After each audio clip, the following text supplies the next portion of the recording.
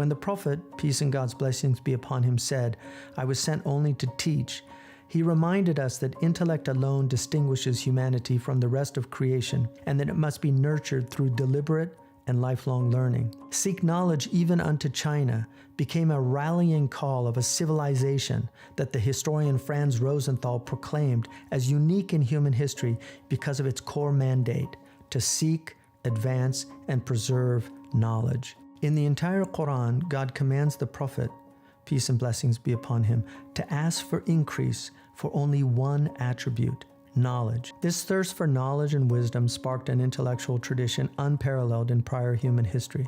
Muslims plumbed the depths of the arts and sciences and penned some of the first major works of grammar known to man, as well as the first scientific dictionaries.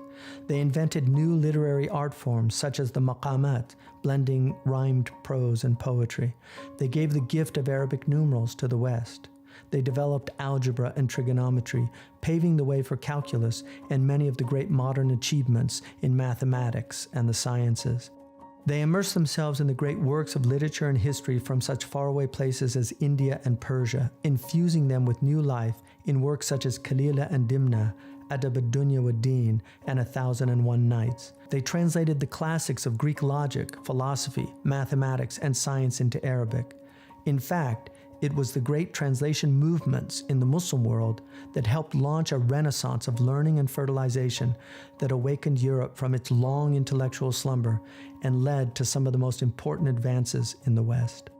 Early Muslim centers of learning became the envy of the world and inspired the great Christian universities in France, Italy, and England during the Middle Ages, which taught the sciences that they had learned from the Muslims. Humanity's great teaching institutions were built by Muslims for a reason.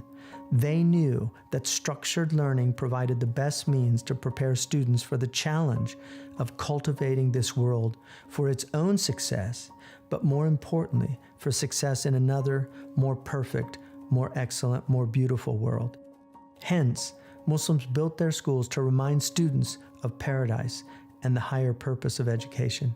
They inculcated a love of beauty and ihsan in their students, which was mirrored even in the notebooks they left behind, in the stunning illuminations of their manuscripts, and in the dignified clothes they wore that exemplified the nobility of their pursuit of sacred knowledge.